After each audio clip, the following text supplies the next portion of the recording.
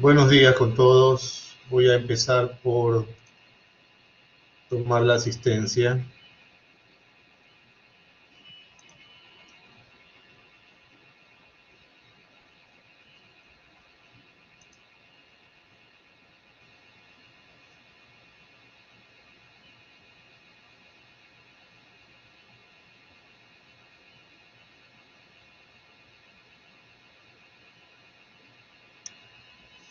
José Eduardo Aquín.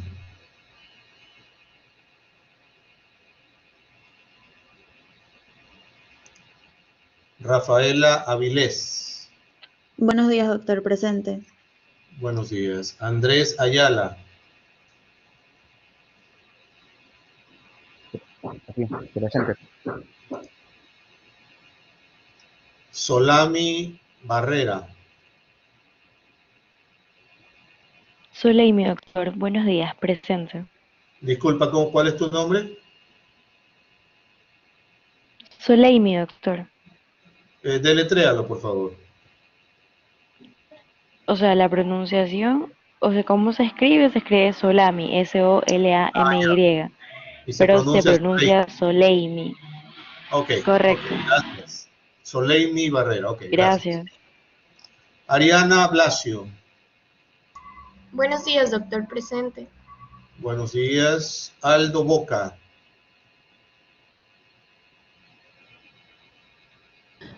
Doctor, buenos días. Aldo me acaba de decir que en unos momentos se conecta, que su internet está fallando.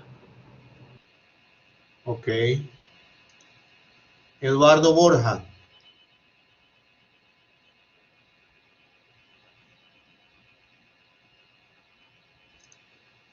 Andrés Bustos.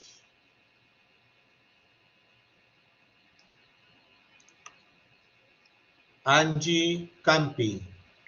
Buenos días, doctor. Presente. Buenos días. Wilson Cedeño. Buenos días, doctor. Presente. Buenos Doctor, días. disculpe, yo le envié un correo explicándole que en cualquier caso de que se me desconecte de la clase, es que yo estoy en medio de una mudanza y no tengo internet, estoy conectado por medio de mi celular, pero la señal tampoco es muy buena. Entonces, en el caso de que se me desconecte, es por eso, pero yo haré lo posible para volverme a conectar cada vez que pase eso. Ok. Muchas gracias. Rubén Cuello. Buenos días, doctor. Presente. Buenos días. Gabriela Conde. Buenos días, doctor. Presente. Buenos días. Pierina Córdoba. Buenos días, doctor. Presente. Buenos días. María José de Mera. Buenos días, doctor. Presente. Buenos días. Yaneli Díaz. Buenos días, doctor. Presente. Buenos días. Alison Flores.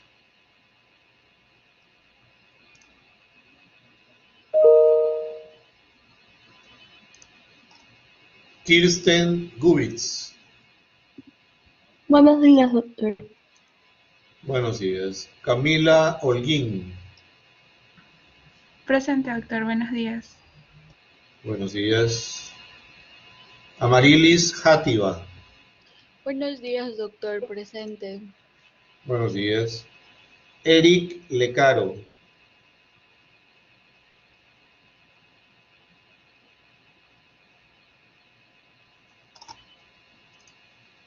Jordi Lema.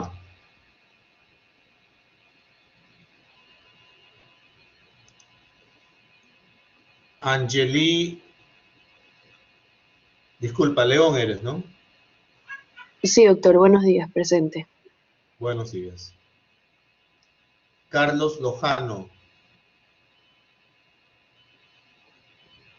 Presente, doctor. Buenos días. Buenos días. Patricio Loor. Presente, doctor. Buenos días. Buenos días. Juliana Macías. Presente. Katy Monar. Buenos días, doctor. Presente. Buenos días. Kate o Kate Montes de Oca. Kate, doctor. Buenos días. Presente. Kate Montes de Oca, buenos días. Ariana Montalvo. Buenos días, doctor. Presente. Buenos días. Adela Peñafiel. Buenos días, doctor presente. Buenos días. María Paula Rade. Buenos días, doctor presente. Buenos días. Cristina Ramón. Buenos días, doctor presente. Buenos días. Naomi Rizo. Buenos días, doctor presente. Buenos días. Ana Paula Rodríguez. Buenos días, doctor presente. Buenos días. María Ignacia Rumbea. Buenos días, doctor presente. Buenos días. Michelle Subiaga, perdón. Buenos días, doctor presente. Buenos días.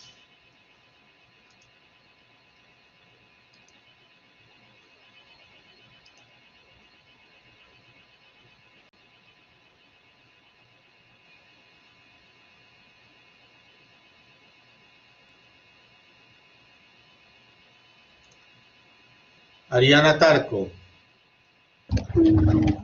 Buenos días, doctor presente. Buenos días. Cielo Torres. Buenos días, doctor presente. Buenos días. María Beatriz Ulloa. Buenos días, doctor presente. Buenos días. Andrea Vaca. Buenos días, doctor presente. Buenos días. María Alejandra Valencia. Buenos días, doctor presente. Buenos días. Dana Vera. Buen día, doctor presente.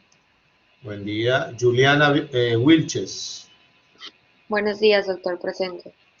Buenos días. Valentina Zambrano. Buenos días, doctor presente.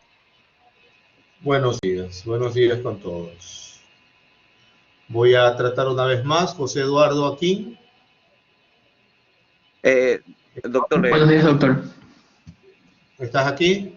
Sí, José Eduardo aquí, presente. Ok. Eduardo Borja. Buenos días, doctor. ¿Cómo está? ¿Se me escucha? Sí, buenos días. Andrés Bustos. Presente, doctor. ¿Me escucha? Buenos días, sí. Buenos días. Alison Flores.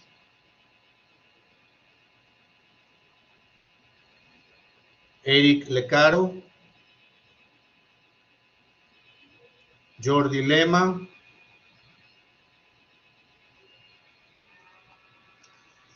Ok.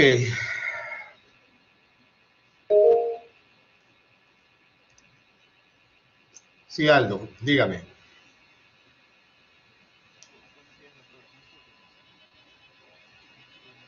Lo escucho.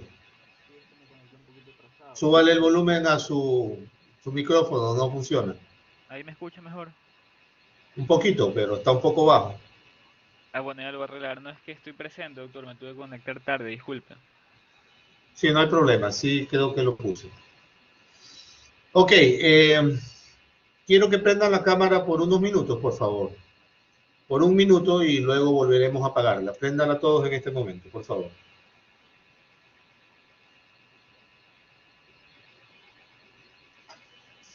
Activen su cámara por un minuto, por favor. Gracias, Andrés. El resto, por favor. Gracias, Juliana. Se apagó, Dana, Ariana, Andrés Esteban, Angeli. Faltan algunos. Angie Pierina, gracias. Buenos días, buenos días.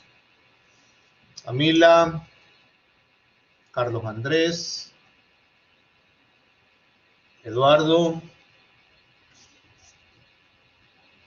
Ok.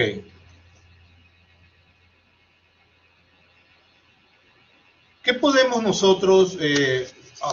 Voy a hacer 2 o 3 preguntas, nada más, para poder estar todos en el mismo contexto. Y lo que quisiera es que, si usted tiene la respuesta, usted contesta inmediatamente, ¿no?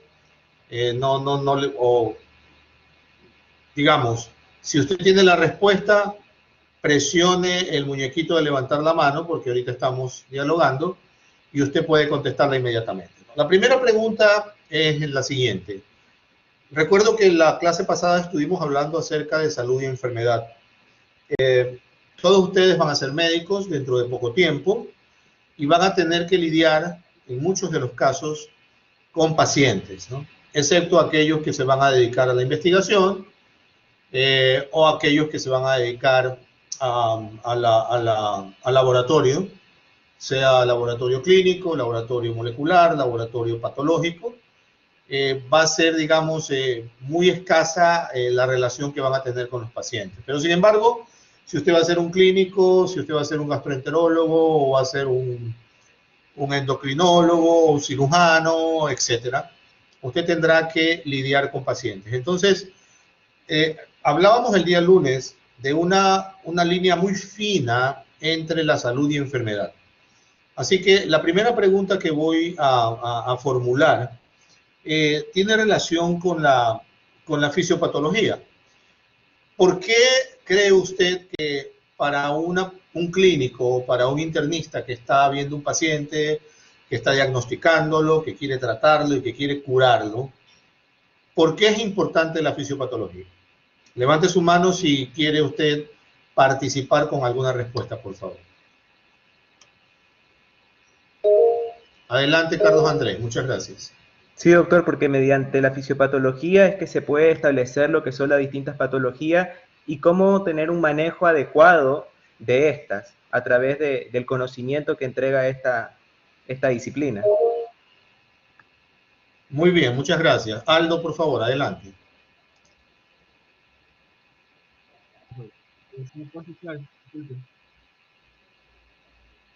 Si puedes arreglar un poquito tu micrófono, Aldo, porque no te escuchamos muy bien.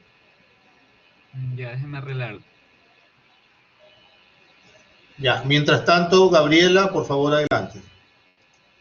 Sí, buenos días, doctor. Bueno, Buenos días. La fisiopatología yo creo que es una parte fundamental en la medicina, no solo para el clínico, pero para todos los médicos de distintas especialidades, porque es lo que nos permite entender cómo ocurre la enfermedad, qué lo está provocando y proceder con un mejor tratamiento de acuerdo a lo que está ocasionando la enfermedad. O sea, nos permite hacer un análisis. Muy bien, muchas gracias. Janely, por favor, adelante. Buenos días, doctor. Sí, Buenos yo días. concuerdo con mi compañera Gabriela, pero además de eso, la fisiopatología abarca distintas áreas de la medicina, que va desde lo celular, o sea, hasta lo macroscópico, porque nos ayuda a entender el mecanismo de función del cuerpo y para así darle un mejor tratamiento a nuestro paciente. Muy bien. Aldo, por favor, adelante si puedes usar tu micrófono. Creo que ahí está, me parece. Sí, adelante. Ya, sí, es muy parecido a lo que dijo mi compañera Yaneli, ¿no? Porque fisiopatología, como usted mencionó en la clase pasada, es, o sea, un estudio del proceso que lleva a cabo la enfermedad. Y algo que me quedó muy marcado que usted dijo fue que la enfermedad es un proceso dinámico, o sea, que no es que es de la noche a la mañana, sino que puede estarse ya en el interior de una persona con un tiempo de anticipación, sino que en determinado momento viene y se manifiestan signos y síntomas. Entonces, uno al conocer estos procesos, o sea, lo que está mal, uno puede buscar soluciones para, digamos, contrarrestar esto, que en sí es la medicina alopática, una solución al problema planteado. Muy bien. Muchísimas gracias. En realidad es muy importante, pueden apagar su cámara si gustan. Es muy importante lo que ustedes han dicho. ¿Por qué? Porque en primer lugar, yo creo que todo ser humano anhela tener una salud buena, una salud óptima, una salud estable. Y sin embargo, a pesar de que queremos tener una salud buena, óptima o estable, lamentablemente no hacemos las cosas que tenemos que hacer o no seguimos los estándares que tenemos que seguir para poder tener una salud estable. ¿A qué me refiero? Por ejemplo, si estamos con la medicina basada en evidencia, sabemos, por ejemplo, me voy a ir al caso más extremo, sabemos que si fumo 1, 2, 3, 4, 5, 10 cigarrillos al día, la medicina basada en evidencia me indica que voy a tener problemas. ¿Qué problemas? Voy a tener problemas respiratorios, voy a tener enfisema pulmonar, podría tener cáncer de pulmón. Sin embargo, a pesar de que creo que ha disminuido, no tengo las cifras a nivel mundial, los fumadores en varias partes del mundo, mucho más en Europa, son abundantes y continúan utilizando esta sustancia, a pesar de que la medicina basada en evidencia nos indica los efectos que produce. 1, 2. Sabemos que una alimentación rica en carbohidratos, miren que no digo en grasas, y ya vamos a ir posteriormente en algún momento a discutir esto. El azúcar es el principal elemento inflamatorio del endotelio. Repito, el azúcar es el principal elemento inflamatorio del endotelio. Y el endotelio es la principal parte del cuerpo humano que cuando entra en un proceso inflamatorio produce todo tipo de enfermedades a nivel vascular o a nivel sistémico. Entonces, las personas pensamos, no, es que yo no endulzo mi café.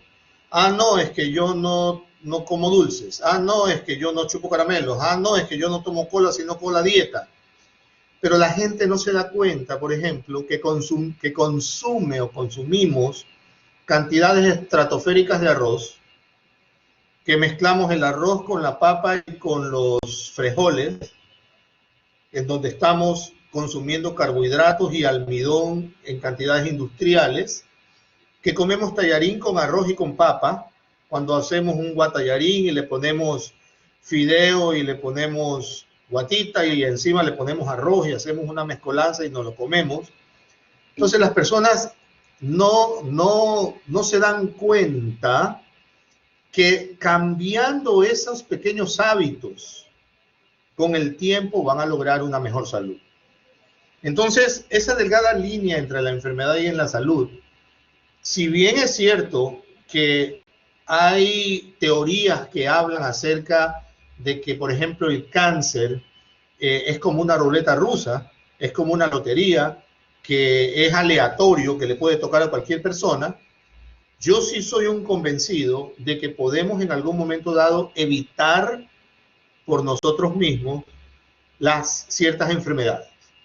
Entonces, tomando decisiones en nuestro diario vivir, de qué comemos, de si fumamos o no, de si bebemos o no, de si hacemos ejercicio o no, de si descansamos lo suficiente o no, de si nos estresamos o no, eso va a ser un factor primordial en la presencia o la ausencia de ciertas enfermedades en las personas. Entonces, yo pienso que esta delgada línea entre la salud y la enfermedad, sí tenemos nosotros un porcentaje bastante importante de responsabilidad. ¿Sí? Entonces quería decirles eso. Y la otra pregunta y la última que quiero hacerles antes de continuar con toda esta presentación que no la hemos terminado, es ¿qué parte de la fisiopatología, considera usted que podría contribuir a su formación como médico? Es decir, ¿cuál de los capítulos que vamos a ver dentro de las proyecciones que usted tiene le interesa más para su formación como médico? ¿Alguien que quiera responder, por favor? Levante su mano. Por favor, Katy. Bueno, sí, yo creo que la epidemiología es también está dentro de lo que es la fisiopatología, porque la epidemiología es la ciencia como que busca los determinantes y los procesos de la enfermedad que se está dando en la población y de cómo se desarrolla. Y también creo que la etiología también es fundamental en esta materia porque nos ayuda a conocer el por qué y el cómo, junto con la patogenia, nos ayuda a conocer el por qué y el cómo de la enfermedad. Muy bien, excelentes opiniones, Katy, te felicito. Realmente creo que la epidemiología, que evidentemente es una práctica o una disciplina muy individual, que no es que está dentro de la fisiopatología, es parte de la fisiopatología, pero la epidemiología la debemos o la deberíamos estudiar individualmente. No sé si tengan una materia que incluya la epidemiología, pero en salud pública la epidemiología es súper importante. Miren ustedes, tan importante es la epidemiología que en todo este proceso de pandemia que hemos tenido desde febrero del 2020, evidentemente el Ecuador se ha caracterizado por una serie de altas y bajas. Entre febrero del 2020 y, digamos así, febrero y agosto o septiembre del 2020 fue una catástrofe. Ustedes recordarán cadáveres en las calles, personas que por no tener el cadáver en la casa lo sacaban a la calle y lo quemaban, no habían lugares donde enterrar los cadáveres contaminados, etc. Entonces, todo esto se ha ido desarrollando y dentro de este desarrollo de la pandemia hasta este momento hay una palabra que cruza todo el proceso que se llama epidemiología. ¿Qué ocurre? ¿Ustedes qué creen? Y aquí una pregunta para quien quiera contestarla. ¿Ustedes qué creen? Dentro de este proceso de pandemia, ¿qué ha sido lo más importante? ¿La vacunación o la prevención? Piensen bien antes de contestar. Repito, en este proceso de pandemia de SARS-CoV-19, ¿qué ha sido lo más importante? ¿La vacunación o la prevención? Lo más importante. A ver, comencemos con Carlos Andrés, por favor. Sí, doctor, a lo menos nosotros por lo que hemos visto, había un doctor que siempre nos decía que la medicina tiene que tener un enfoque preventivo. Y eso es lo que nosotros buscamos, más que nada, porque si bien la vacuna puede ayudar a paliar los síntomas del COVID, por ejemplo, disminuir la hospitalización, el riesgo de muerte, de caer en una cama UCI, lo que más ha hecho campaña desde el día 1, desde antes que saliera esto de las vacunas, es el hecho del lavado de manos, el tema del uso de mascarilla, el tema del distanciamiento social, de a lo menos 1 metro de distancia, y ese ha sido el enfoque desde el principio de esta situación. Bien, gracias Carlos Andrés. María Beatriz, por favor. Bueno, yo creo que más allá de la vacuna, aún así estando vacunados deberíamos seguir teniendo prevención, entonces creo que sí fue importante esta parte de la prevención para podernos cuidar aún así con la vacuna, porque la vacuna no evita tampoco que nos contagiemos, más sí el hecho de no terminar tal vez en una cama hospitalizados, pero eso no significa que aún no debamos seguir usando mascarillas y lavarnos las manos y tener el distanciamiento social adecuado. Entonces, bien, gracias María Beatriz. En las próximas respuestas, que son de 3 o 4 personas más, yo quisiera por favor que en la respuesta que usted me va a dar, considere la prevención epidemiológica, porque todo esto vino de la palabra que la compañera nos habló, epidemiológica. Por favor, Gabriela. Sí, doctor. Bueno, en mi caso tengo una opinión un poquito distinta. Considero que la prevención es muy importante para prevenir, valga la redundancia, muchas enfermedades, o por no decir casi todas. En este caso es fundamental, creo que como estamos en una pandemia y por la extensión de esta pandemia, la prevención a largo plazo se hace, para personas que no son contagiados, se hace un poco difícil y engorrosa. Y además considero que sí es importante, pero considero que sobre todo es importante para el hecho de que el sistema de salud no se vea colapsado. O sea, si todos, o sea, todos los pacientes no prevenimos, no nos cuidamos y no nos protegemos, nos contagiamos todos a la misma vez y colapsamos lo que es el sistema de salud y por tanto no vamos a tener una atención de salud adecuada todos a la misma vez. Entonces, por eso la cantidad de muertes que hubo. Pero creo que la vacuna juega un rol fundamental también acá, porque a raíz de la vacuna sí han disminuido muchos los casos. Es mi opinión. Muchas gracias. Aldo, por favor. Doctor, sí, con respecto a qué es más importante, yo creo que son recíprocas ambas, tanto la prevención como la vacunación. Y más que nada depende del tiempo y de lo que se esté buscando, o sea, en qué fase estamos de la pandemia, ¿no? Y bueno, con respecto a lo de la prevención epidemiológica, es fundamental, o sea, se buscan hacer cercos epidemiológicos para, digamos, tratar de contrarrestar estas variantes que aparecen y así evitar que se dispersen más. Pero es muy difícil detener la acción humana y la movilidad de las personas. Y bueno, con ello yo creo que todo es fundamental. La prevención es lo principal. Y bueno, la vacuna nos ayuda más que nada a acelerar el tiempo en lo que se busca al final, que es la inmunidad de rebaño, también pienso. Entonces todo esto, entonces pienso que es totalmente importante esto. Muy bien, muy amable. Ariana, por favor.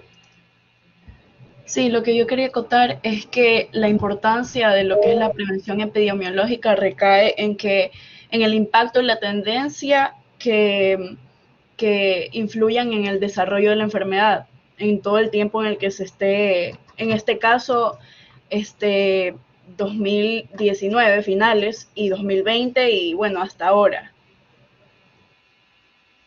Muy bien, perfecto. Muchas gracias. Ana Paula, por favor. Buenos días, doctor. ¿Sí me escucha? Buenos días. Sí. Ya, de acuerdo. Yo quiero recalcar algo que dijo mi compañero Aldo, que me pareció súper importante, el hecho de que no podemos decidir cuál de las dos ahorita, o sea, cuál de las dos fue más importante. En su momento, la prevención fue importante porque no teníamos una vacuna. Hace un año, si entrábamos a las páginas a saber cuándo nos iban a vacunar, era aproximadamente en 3, 4 años. Sin embargo, ahorita lo primordial es la vacunación, porque ya tenemos una vacuna, porque hay que buscar la reactivación del país, porque hay que buscar que otra vez el sistema de salud no se colapse. Entonces, en este momento la vacunación es más importante. Sin embargo, en un punto donde no había vacuna, donde no se sabía si iba a poder existir una vacuna, lo mejor fue la prevención. Entonces, creo que depende de las etapas en las que está la enfermedad y cómo nos vamos desarrollando. Claro, y eso coincide con lo que hablamos del comportamiento dinámico de la enfermedad. Juliana, por favor. Sí, yo iba a agregar que si bien las dos son importantes y se complementan entre sí, también creo que la prevención nos ha ayudado bastante porque uno nunca sabe si puede llegar a alguna otra pandemia o puede haber algo mayor. Y nosotros ya como que venimos de esta pandemia sabiendo qué más o menos tenemos que hacer y ya no nos coge como nuevos como pasaron los años, como los años previos, que no sabíamos qué hacer, que no sabíamos cómo prevenir entre nosotros la pandemia, pero ya con esto creo que hemos pasado, creo que ya tenemos el debido conocimiento y podemos prevenir de mejor forma si en caso de que Dios no quiera venga algo peor o alguna enfermedad así. Muy bien, muchísimas gracias. Agradezco la participación de todos. Perfecto. Bueno, voy a compartir con ustedes lo que estábamos nosotros viendo acerca de lo que son las clases, la clase número 1. Sí pueden ver, ¿no? Sí, doctor. Ok, miren. Yo quisiera darles a ustedes 10 minutos para que en el chat ustedes con unas pocas palabras me escriban el significado de algunos de estos términos. Puede ser de 3 o 4 o 5 términos que me interesaría saber cuál es el concepto que ustedes tienen. Por ejemplo, me interesa saber su concepto de profilaxis, el concepto que tienen de patogénesis, el concepto que tienen de etiología, el concepto que tienen acerca de un cuadro clínico. Entonces, en este momento son las 9:33 minutos. Quisiera que se tomen 10 minutos, por favor, para poder escribir en el chat todos los que puedan, y vamos a leerlo obviamente, cuáles son sus criterios acerca de cualquiera de estos términos, el que más le llame la atención. Puedes escoger 2 o puedes escoger 3.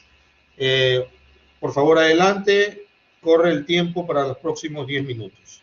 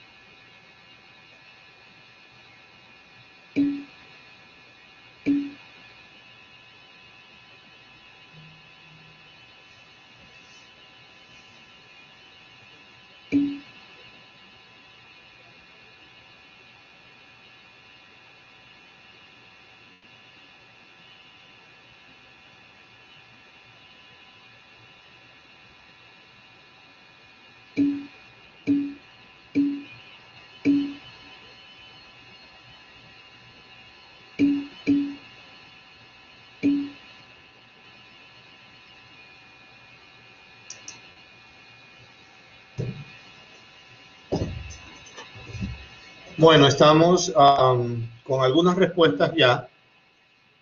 Estamos con algunas respuestas. Yo creo que ahí ya paramos. Voy a dejar de compartir por un momento esto. Bueno, a ver, sí. Ok. Tenemos algunas respuestas. Voy a leer algunas de ellas. Por ejemplo, me dice María Ignacia que patogénesis es cómo se origina y se desarrolla una enfermedad. Ariana dice que profilaxis es aquello que se lleva a cabo o se utiliza para prevenir la aparición de una enfermedad o el surgimiento de una infección. María Beatriz nos habla de que un cuadro clínico es la relación entre los signos y síntomas que presenta una determinada enfermedad. Eduardo nos dice que el cuadro clínico es el conjunto de signos y síntomas característicos de una determinada enfermedad. Yaneli dice que patogénesis es el origen y evolución de la enfermedad. Y Irina nos dice que la profilaxis es la acción de tomar medidas preventivas dirigidas a evitar que se produzcan enfermedades infectocontagiosas. Angie nos habla de patogénesis, estudia el origen de la enfermedad, cómo va evolucionando con el paso del tiempo. Yaneli nos dice que el tratamiento es un medio en el cual se espera alcanzar para llegar a la curación del paciente o el alivio de los síntomas. Amarilis dice que el diagnóstico es el proceso en el que se identifica una enfermedad debido a los síntomas presentados y que el tratamiento es el plan terapéutico para curar o aliviar una lesión. Cielo Fiorella nos dice que identificamos una enfermedad por medio del diagnóstico a partir de los signos y síntomas, examen físico del paciente y la historia clínica. Bien, yo creo que los conceptos están sumamente claros. Carlos Andrés nos habla de historia natural, la relación ordenada de acontecimientos que resultan de la interacción del ser humano con su ambiente, de lo que lo llevan al estado de salud, del estado de salud al de enfermedad. Bien, yo creo que estamos bastante centrados en todos estos términos. Voy a seguir compartiendo con ustedes la aplicación. Gracias, Juliana, gracias, Ariana. Vamos a continuar para poder ver la presentación. Ok, estamos aquí entonces con la presentación y hablamos de la etiología. Ya muchos de ustedes han dicho de manera excelente cuáles son lo que se entiende por etiología. Investiga las causas de la enfermedad. Generalmente el agente etiológico o los agentes etiológicos son los agentes causantes de la enfermedad. Digamos, la pregunta sería, ¿hay ventajas o desventajas en conocer qué es lo que causa la enfermedad? Yo diría como médico que sí, hay ventajas, porque al estar usted consciente y seguro de qué es lo que produce la enfermedad, puede dirigirse hacia una mejor prevención y hacia un mejor tratamiento. Cuando usted no tiene idea de lo que está produciendo la enfermedad, tiene que dirigirse hacia un tratamiento empírico o un tratamiento sintomático. Va a llegar un momento en que esta situación va a llegarles a ustedes y a cualquier médico que esté tratando pacientes. En algún momento dado, las sintomatologías y los signos de los pacientes no son claros. Favorablemente tenemos ahora un sinnúmero de pruebas diagnósticas, tanto a nivel de laboratorio, a nivel molecular, a nivel de imágenes, que nos va a llevar hacia un diagnóstico acertado, pero sin embargo el saber exclusivamente la etiología siempre va a ser un poquito difícil o complicado. En cuanto a la patogenia, pues lo dice, es el conjunto de mecanismos tanto biológicos o físicos o químicos que llevan a la producción de una enfermedad. Ustedes recordarán que no solamente son mecanismos biológicos, es decir, puede ser que haya un proceso infeccioso por el cual una bacteria, un virus o un hongo, una micosis esté afectando el organismo y sepamos que esta patogenia es un conjunto de mecanismos biológicos. Pero aparte de estos mecanismos biológicos, también hay muchos mecanismos físicos o químicos que pueden llevar a la producción de una enfermedad.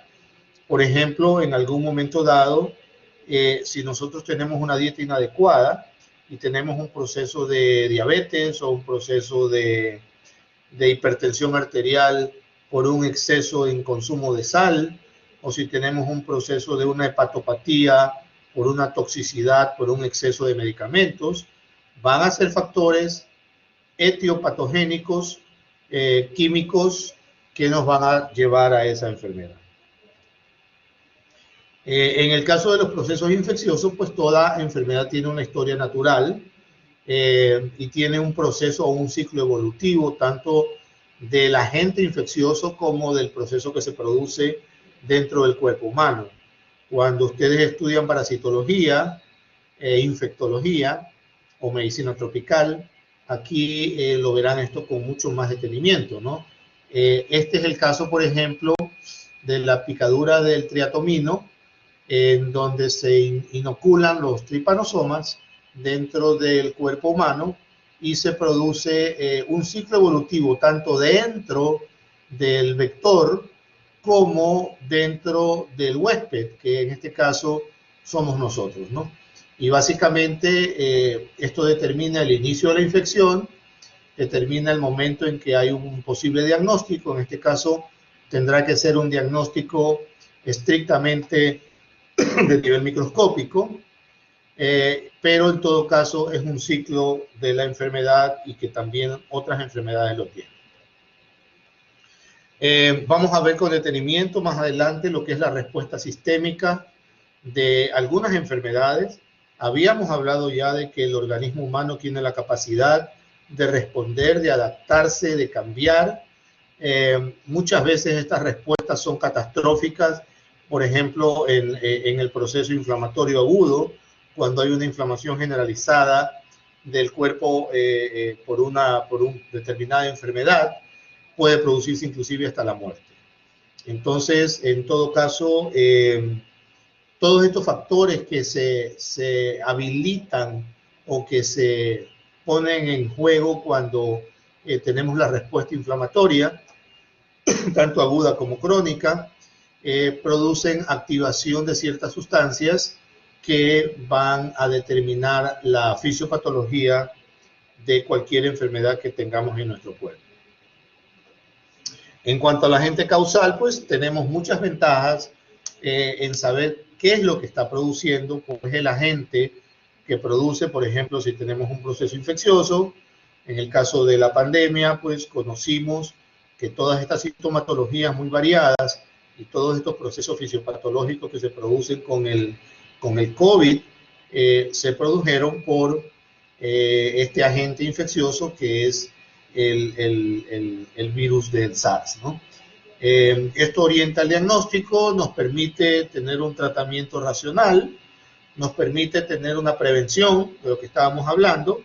En este caso, pues, las vacunas es una parte importante de la prevención.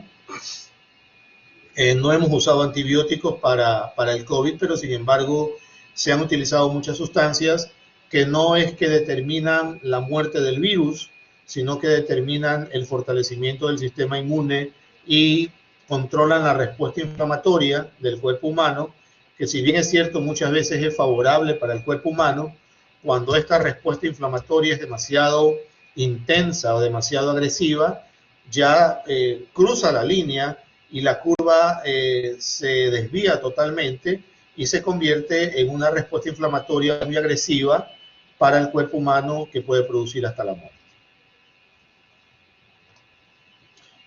Hay factores de riesgo, eso lo conocemos todos. No es lo mismo tratar a un paciente de más de 60, 70, 80 años de edad que tratar a un paciente joven. Sin embargo, ha habido ciertos paradigmas o ciertas paradojas, por decirlo más correctamente, en esto del COVID-19. Todos conocemos que en los primeros meses en donde se determinó esta pandemia, las personas más afectadas fueron precisamente las personas de adultos mayores, las personas de edad, mayores de 50 o 60 o 65 años. Pero en un momento dado en que se empezó a vacunar a todas estas personas y que se empezó a aislar a estas personas y que se empezó a prevenir, a tomar medidas de prevención con estas personas mayores, vean ustedes que las cepas que vinieron luego del virus atacaron a personas mucho más jóvenes y actualmente es conocido por todos que tenemos personas de 18, 20, 25, 28, 30 años en cuidados intensivos con síntomas que antes precisamente no se daban en este tipo de enfermedad. Entonces hay varios factores de riesgo, uno de ellos es la edad, otro es el sexo. Sabemos que existe, por ejemplo, ciertas enfermedades que son típicas del sexo femenino. Estamos hablando del cáncer de útero, del cáncer de mama, estamos hablando de aunque hay ciertas enfermedades que anteriormente se pensaban que tenían predominancia en el sexo femenino, pero que ahora ha cambiado totalmente la óptica, y un ejemplo que les voy a dar es la colelitiasis o la litiasis biliar, o lo que llamamos vulgarmente los cálculos en la vesícula.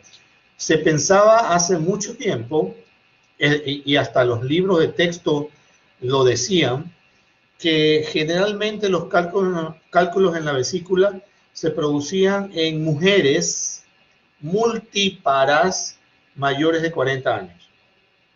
Y usted lo podía leer en un libro de texto. Entonces ahora usted se da cuenta de que eso ha cambiado rotundamente y que puede usted tener un caso de colelitiasis en un niño de 14 años. Entonces, ¿qué es lo que ha hecho que esto cambie tanto? Aquí está, básicamente es el ambiente, ¿no? El ambiente ha hecho que cambie todo este concepto debido al tipo de alimentación que tienen actualmente los niños y los jóvenes, lo que convierte a la dieta también en un factor de riesgo muy importante. Evidentemente tenemos la genética, tenemos enfermedades previas, obesidad, etcétera, pero esto es algo que no debemos de soslayar cuando hablemos de fisiopatología.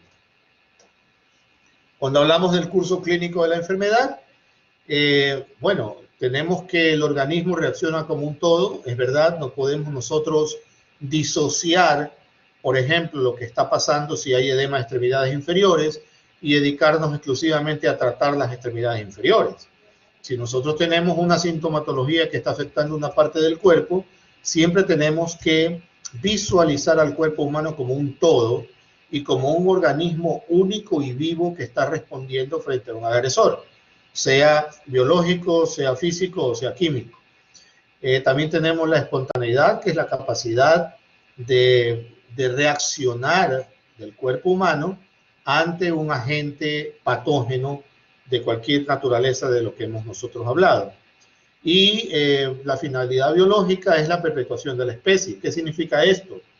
De que en algún momento dado las células, cuando ya no pueden seguir batallando contra la enfermedad, van a entrar en un proceso de muerte celular, que es la que produce definitivamente el fallo multiorgánico en los pacientes y puede producir la muerte, ¿no? Acuérdense que la perpetuación de la especie es la finalidad biológica de toda la humanidad, siguiendo la teoría de Darwin, según algunos creen en ella, otros no.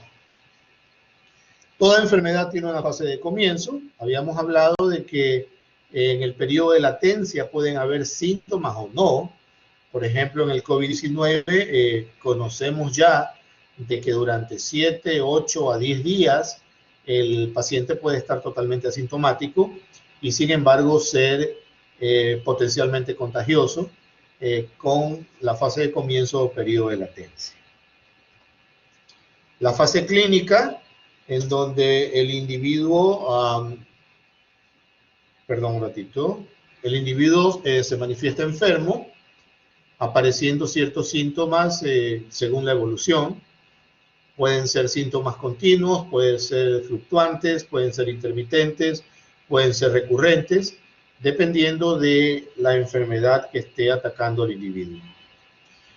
Hay fases clínicas que son típicas, con manifestaciones propias de la enfermedad. Por ejemplo, si usted tiene una hipertensión arterial, aunque es una enfermedad silenciosa, pero una vez descubierta, usted va a tener síntomas de que su presión está a nivel elevado, con cefaleas, con enrojecimiento del rostro. En algún momento esto va a producir que el médico pueda determinar a través de una medición de su presión que esta está alta, ¿no? Y hay fases clínicas atípicas en donde los síntomas no concuerdan con lo que podría ser la enfermedad. En este caso, por ejemplo, una enfermedad típica, una fase clínica típica, en este caso de neumonía.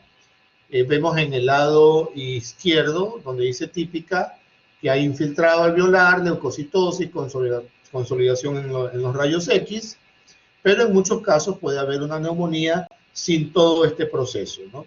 De hecho, han habido pacientes con COVID-19 que no han tenido el aspecto este de vidrio esmerilado típico del COVID-19 en las tomografías de pulmón, sino que lo han tenido prácticamente normal, pero sin embargo han salido positivos para el COVID-19. Durante las fases de clínicas pueden haber complicaciones, pueden desarrollarse enfermedades asociadas.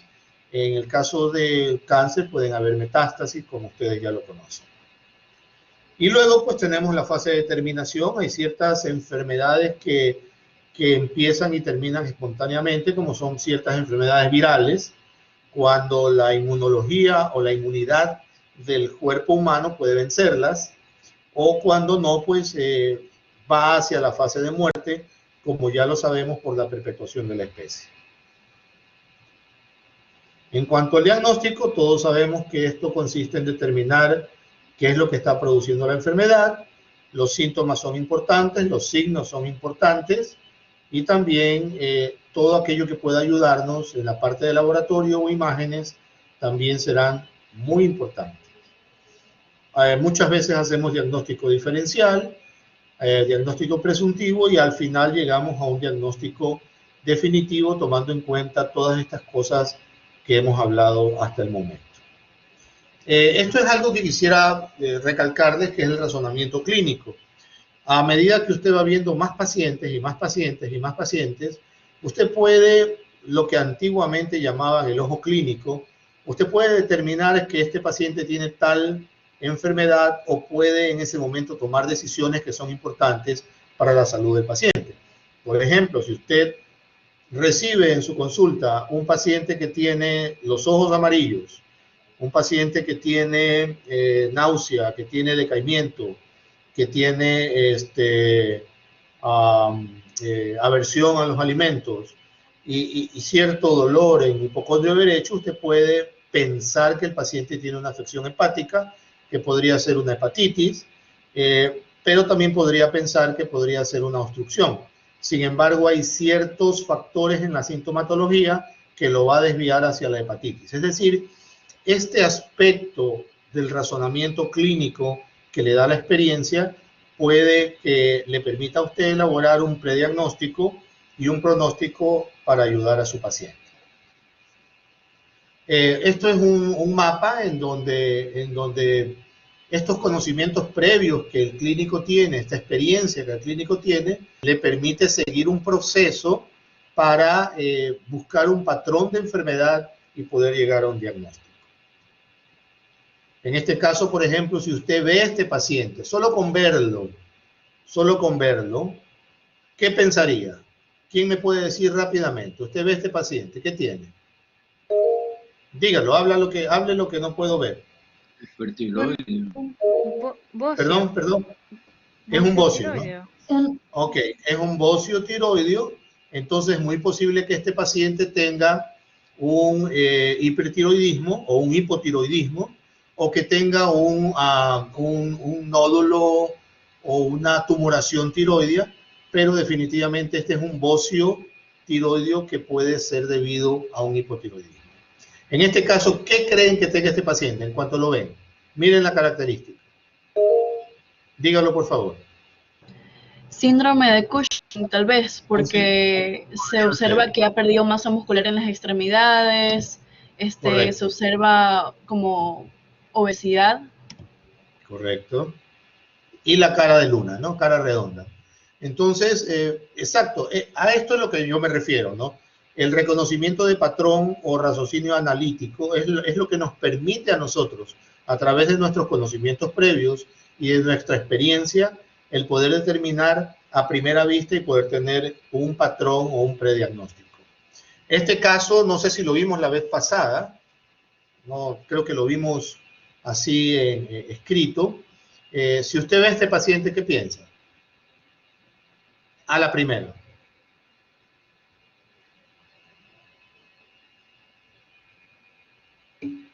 Dígalo, por favor. Dígalo, por favor, que no veo. Raquitismo, doctor.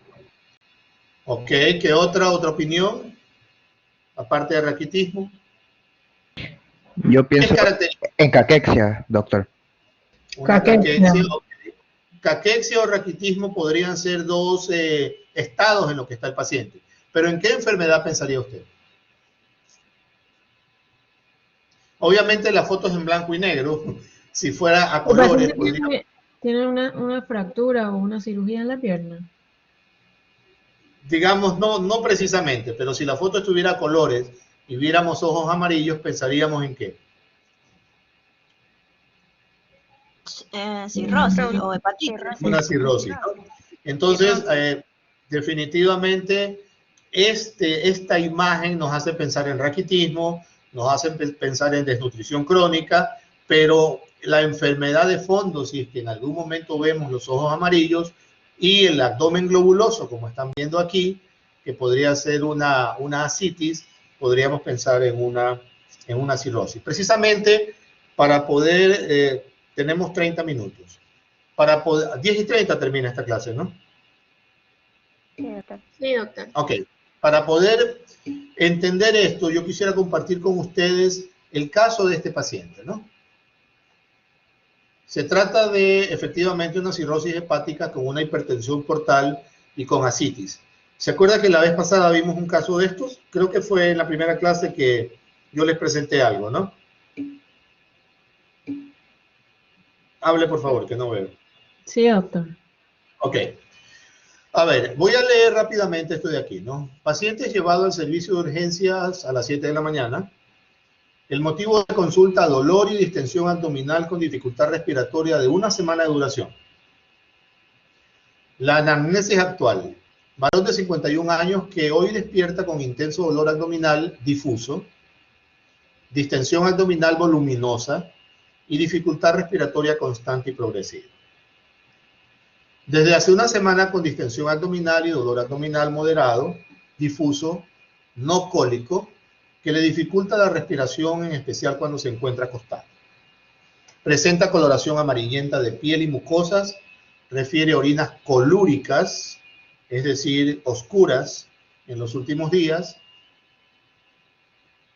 Hábitos, tabaco ocasional, alcohol, es un bebedor crónico, no usa drogas, sexo, reconoce varias parejas, no utiliza protección, antecedentes personales, bebedor, desde los 20 años hasta la embriaguez, hemorragia digestiva alta hace 2 años, ya tuvo, hemorroides rectales hace 6 meses, recibe tratamiento, disminución de peso de 6 kilos en el último año, debilidad e hiporexia en los últimos meses, antecedentes familiares, padre alcohólico fallecido a los 50 años, madre viva sin patología aparente.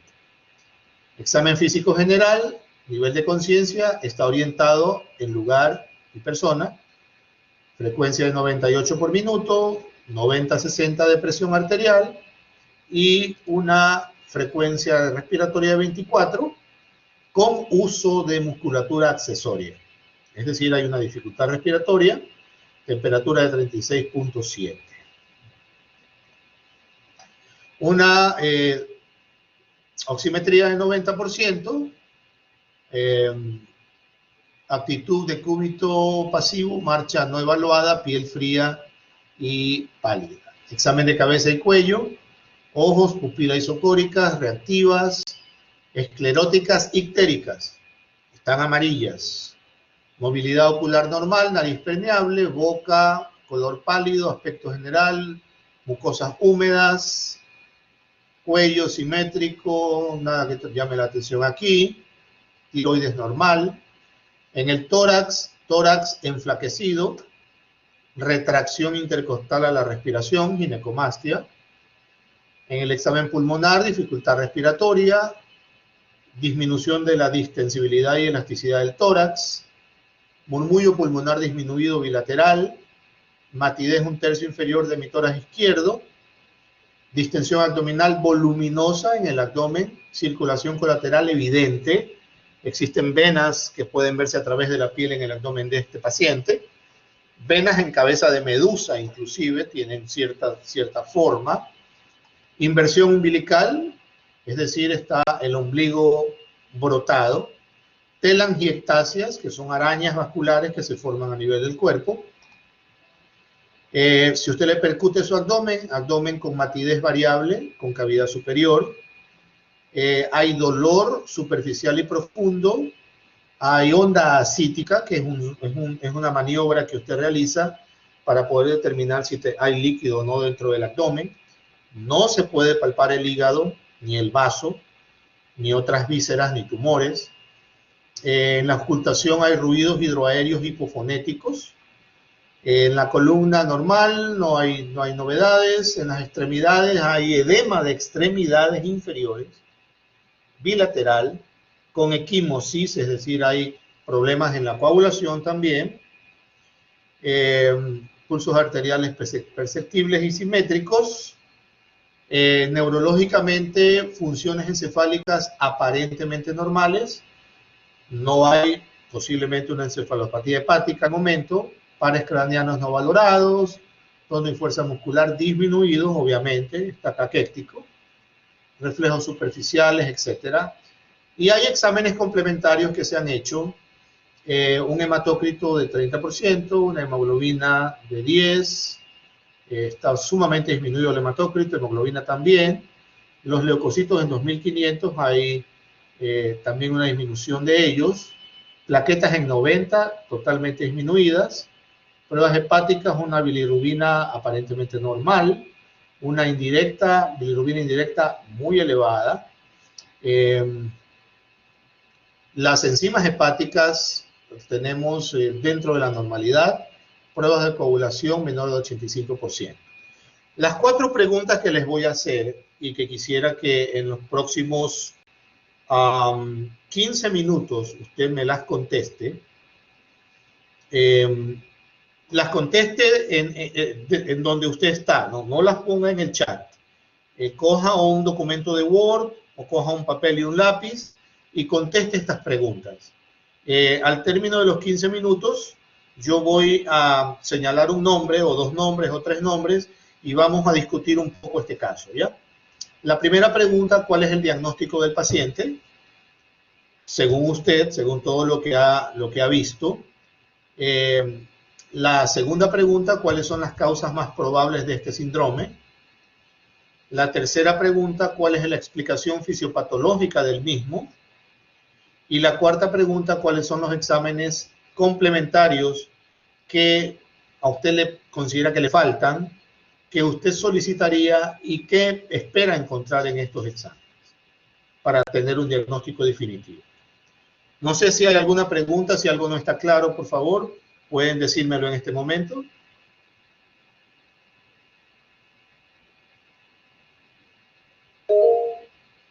Hable, por favor.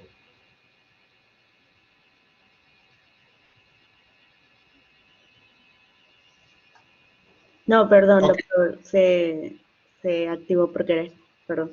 Ok, entonces miren, voy a dejar esto compartido. Voy a dejar esto compartido aquí, las preguntas. Si usted necesita algún dato de los que vimos, simplemente alce la mano y pregúnteme. A partir de este momento son 10:08. Tenemos 12 minutos. A las 10:20 comenzaremos con la conversación y el diálogo sobre esto. ¿De acuerdo? Ok, por favor. Ahí están las 4 preguntas en la pantalla, espero que la puedan ver porque todavía estoy compartiendo, creo. Sí. Y si necesita saber algo de lo que anteriormente vimos de la sintomatología y signos, usted pregúnteme, por favor.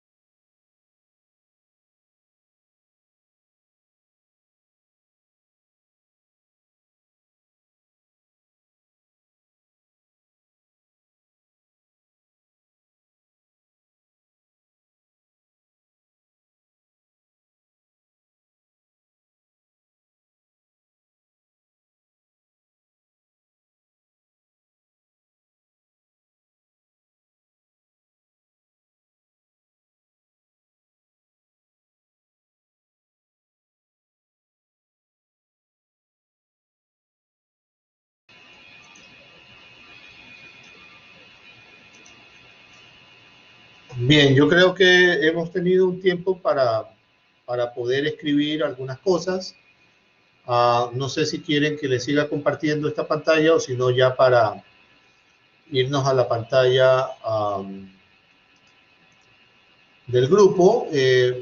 Quisiera, por favor, la persona que va a participar en este momento, vamos a escuchar 3 o 4 opiniones de estudiantes voluntariamente. Quisiera que en el momento en que participe levante su mano y prenda su cámara, por favor, porque quisiéramos tener la imagen, ¿no? ¿Quién quisiera participar con alguna contribución de las preguntas que hicimos? Por favor.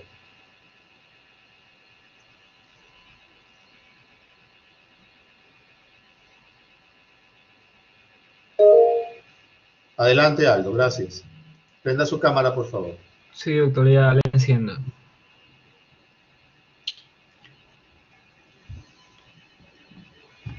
¿Sí me puede ver bien, escuchar todo? Sí, cómo no, adelante. Claro, o sea, yo anoté las respuestas de las preguntas en mi cuaderno que tengo a mano. No se preocupe, siga nomás. Entonces empiezo con la primera pregunta que dice, ¿cuál es el diagnóstico del paciente? Como ya evidenciamos en la explicación que usted dio, este paciente padece, ¿no?, de una cirrosis hepática con hipertensión portal y ascitis. Ok. Empezando por ello. La segunda pregunta dice, ¿cuáles son las causas más probables de este síndrome? Indiscutiblemente es la más visible, alcoholismo crónico, ¿no? Ahí decía la anamnesis que este señor había tenido lastimosamente esta situación desde que los 20 años de edad, bebía en gran manera, ¿no?, hasta la embriaguez, como decía textualmente. Entonces, el alcoholismo es de la causa principal que incide, aparte de la inflamación por infección, en este caso la hepatitis. Aunque aunque lo que recuerdo del alcoholismo, bueno, la tercera, la explicación fisiopatológica de este síndrome, ¿no?, que incidía, básicamente dicen que cuando se produce la cirrosis hepática se fibrosa el hígado.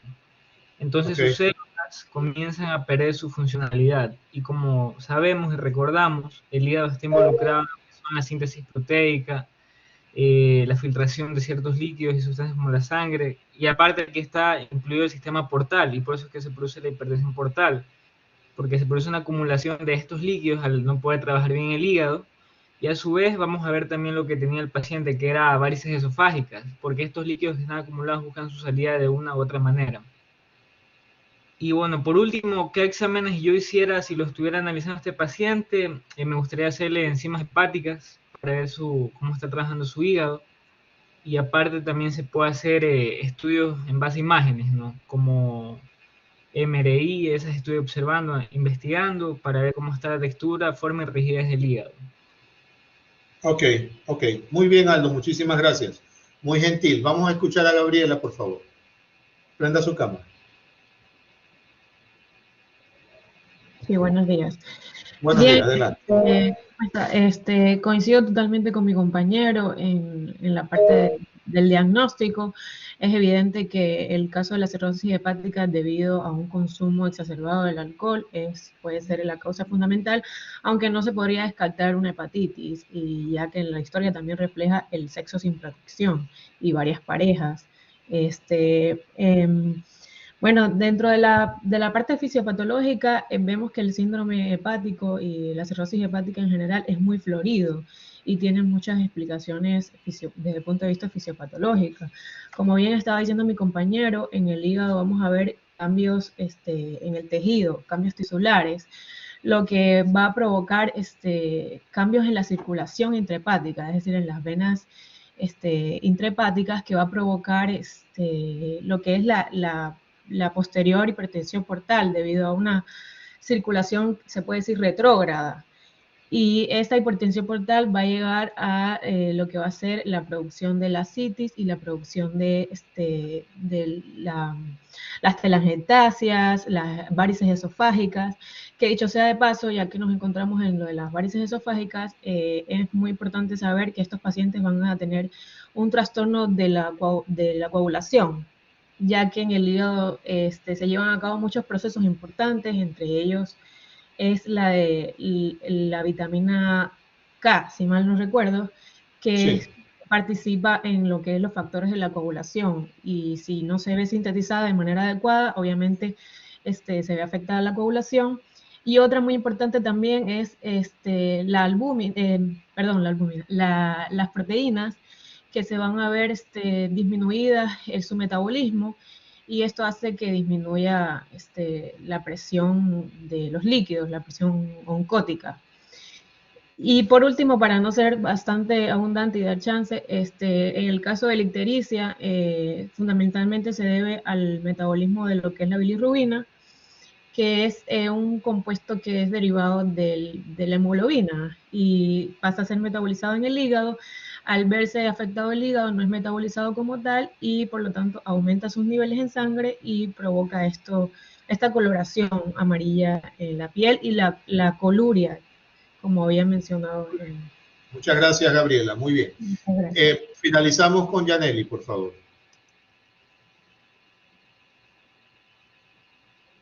Adelante, Yaneli. Ya, listo, doctor. Bueno, como ya habíamos visto el caso, el diagnóstico era una cirrosis hepática.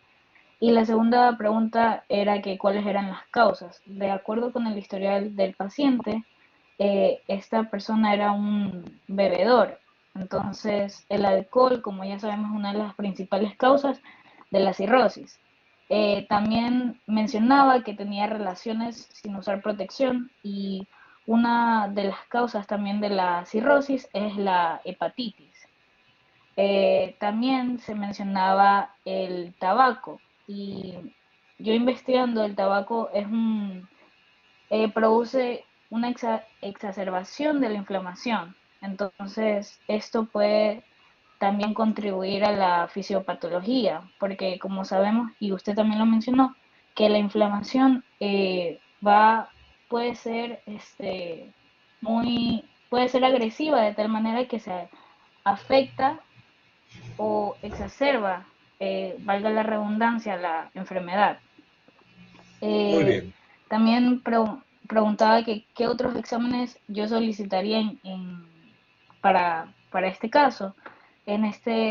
Podría ser las pruebas de infecciones virales, como ya se mencionó que el paciente básicamente tenía relaciones sin protección, una prueba de hepatitis B o C, y también, como mencionó mi compañera, proteínas de la sangre, como son la albúmina y la prealbúmina, porque estas se iban a encontrar disminuidas. Muy bien, perfecto. Muchísimas gracias, Yaneli. Yo creo que podemos finalizar. Voy a compartir con ustedes un ratito un cuadro, que es un mapa conceptual que nos puede ya cerrar básicamente este caso, ¿no? Yo creo que este caso es patognomónico, por decir algo, es clarísimo de una afectación hepática o una cirrosis hepática por alcoholismo, por exceso de alcohol, con todas las manifestaciones típicas de una cirrosis, ¿no? Entonces, quisiera solamente para finalizar compartir esto y de aquí poder ver cuáles son lo que van a hacer ustedes para la próxima clase. Miren, en este cuadro nosotros vemos qué es lo que ha pasado como causas y consecuencias de un proceso de cirrosis hepática, ¿no? Vemos que la cirrosis hepática como causas tiene alcohol, virus, drogas, cardiopatías, que es un estadio final de la hepatopatía crónica, en donde el tejido hepático normal es reemplazado por tejido fibroso, perdiendo la funcionalidad, pudiendo haber nódulos o pudiendo haber fibrosis difusa. Esto produce realmente una alteración a nivel intrahepático que va a alterar el flujo de la bilis dentro y fuera del hígado, lo cual va a producir una hipertensión portal.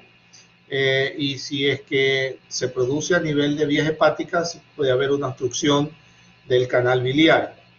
La hipertensión portal produce una esplenomegalia, ascitis, derivaciones portosistémicas, y también produce una encefalopatía, aunque creo que este paciente no tenía todavía signos de encefalopatía, pero si es que la hubiera, hay debilidad, pérdida de peso, ictericia, hemorragias, hay una insuficiencia hepática por la pérdida de hepatocitos.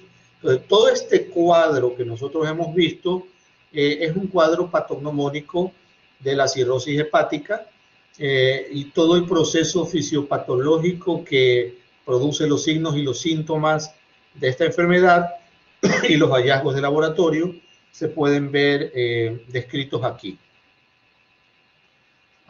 Esta es la tarea para la próxima clase y aquí sí quiero que presten atención.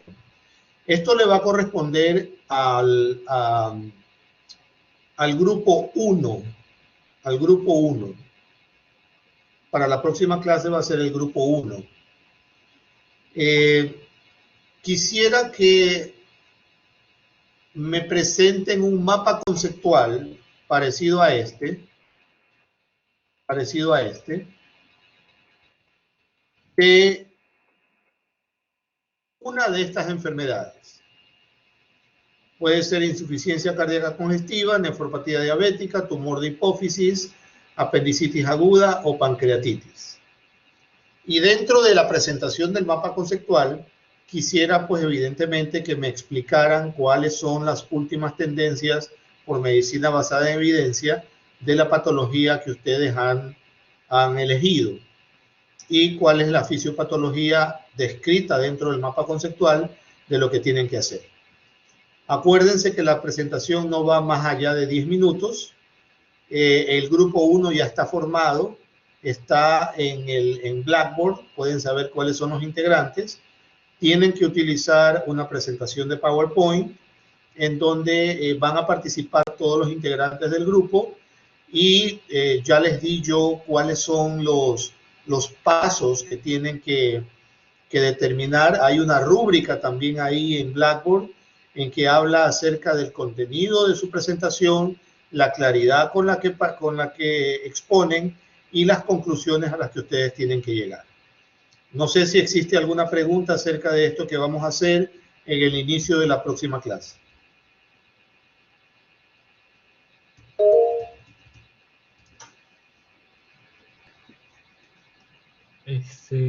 Doctor, disculpe, yo soy parte del grupo 1, soy Aldo.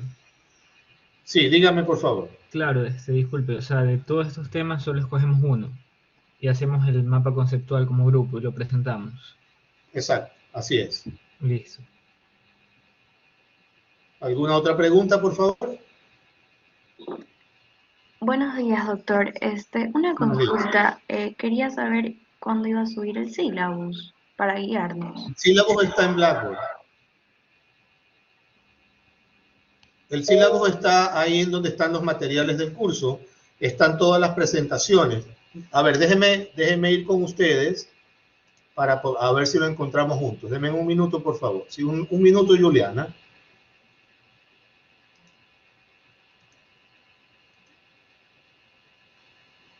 A ver, un minuto. Vamos a compartir la pestaña. Nos vamos a contenido, compartir. Y nos vamos, miren, si están viendo la pantalla, aquí hay un área que se llama